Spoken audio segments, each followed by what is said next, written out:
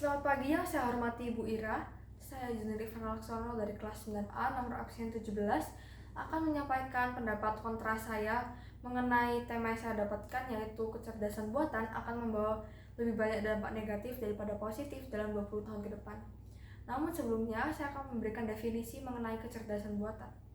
Pada zaman sekarang sedang marak kecerdasan buatan yang membantu manusia dalam berbagai bidang. Nah, bayangkan sebuah dunia di mana diagnosis penyakit 10 kali lebih cepat dan akurat, di mana kerjaan yang membosankan dan berbahaya dapat digantikan oleh robot, dan di mana pendidikan disesuaikan secara sempurna untuk setiap individu.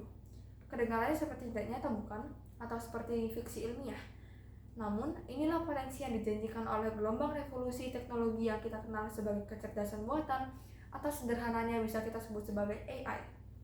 AI adalah kemampuan mesin untuk meniru kemampuan kognitif manusia, mulai dari belajar dan memecahkan masalah hingga memahami bahasa alami dan mengambil keputusan. Pertanyaannya, kini bukan lagi apakah AI akan mengubah dunia kita, melainkan seberapa besar dan ke arah mana perubahan itu akan condong dalam 20 tahun ke depan. Optimisme melambung tinggi dalam bahwa era AI akan membawa lebih banyak dampak positif daripada dampak negatif. Mari kita telusuri lebih lanjut mengapa pandangan ini memiliki dasar yang kuat. Keyakinan bahwa dampak positif AI akan mendominasi dalam 2 dekade mendatang didukung oleh berbagai potensi transformatif di berbagai sektor. Yang pertama, di bidang kesehatan, AI menunjukkan keajaiban dalam diagnosis dan pengobatan. Sebagai contoh, algoritma AI yang dilatih dengan ribuan gambar medis mampu mendeteksi kanker paru-paru dengan tingkat akurasi 95%, mengungguli radiolog manusia dalam beberapa kasus. Perusahaan seperti PathAI menggunakan AI untuk membantu patolog mendiagnosis kanker dengan lebih presisi, mengurangi kesalahan manusia dan mempercepat penanganan pasien. Lebih jauh lagi, AI mempercepat penemuan obat melalui simulasi interaksi molekuler dan analisis data klinis yang masif, memangkas waktu dan biaya pengembangan obat baru. Kemudian dalam bidang ekonomi dan industri, AI menjanjikan lonjakan efisiensi dan inovasi. McKinsey Global Institute memperkirakan bahwa AI dapat menambah hingga 13 triliun dolar pada PDB global pada tahun 2030.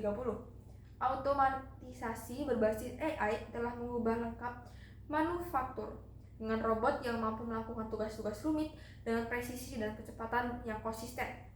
Perusahaan logistik seperti DHL menggunakan AI untuk mengoptimalkan rute pengiriman, mengurangi biaya operasional dan emisi karbon. Selain itu, AI memicu lahirnya model bisnis yang baru dan inovatif, seperti rekomendasi produk yang telah dipersonalisasikan oleh platform e-commerce yang meningkatkan pengalaman konsumen dan penjualan. Kemudian dalam sektor pendidikan juga siap untuk transformasi yang signifikan berkat AI. Platform pembelajaran adaptif yang didukung oleh AI seperti Khan Academy menyesuaikan materi dan kecepatan belajar dengan kemampuan masing-masing siswa, memastikan pemahaman yang lebih mendalam. Seperti tutor virtual dapat memberikan umpan balik instan dan menjawab pertanyaan siswa setiap waktu, mengatasi keterbatasan sumber daya pengajar. Sebuah studi oleh SRI International menemukan bahwa siswa yang menggunakan sistem pembelajaran adaptif berbasis AI menunjukkan peningkatan hasil belajar yang signifikan dibandingkan dengan metode tradisional.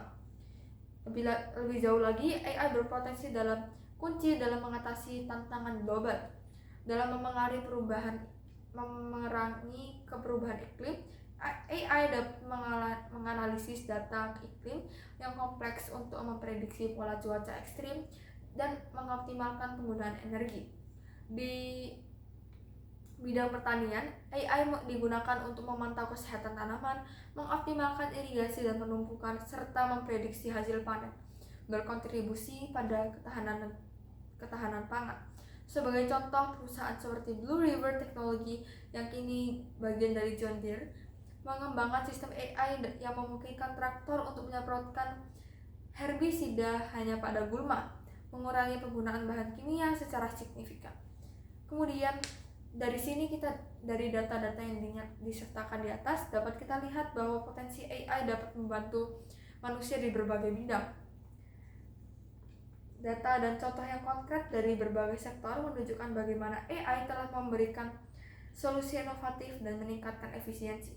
Meskipun kekhawatiran tentang potensi dampak negatif seperti hilangnya pekerjaan dan bias algoritma tetap valid dan perlu ditangani dengan serius melalui regulasi yang tepat dan pengembangan AI yang bertanggung jawab. Potensi manfaat yang ditawarkan AI untuk meningkatkan kualitas hidup, mendorong pertumbuhan ekonomi, dan mengatasi tantangan global yang terlalu besar untuk diabaikan. Dengan pendekatan yang bijaksana dan fokus pada pemanfaatan AI untuk kebaikan bersama, masa depan yang didukung oleh kecerdasan buatan menjanjikan lebih banyak harapan daripada ketakutan. Sekian dari pernyataan kontra saya mengenai tema yang saya dapatkan. Terima kasih.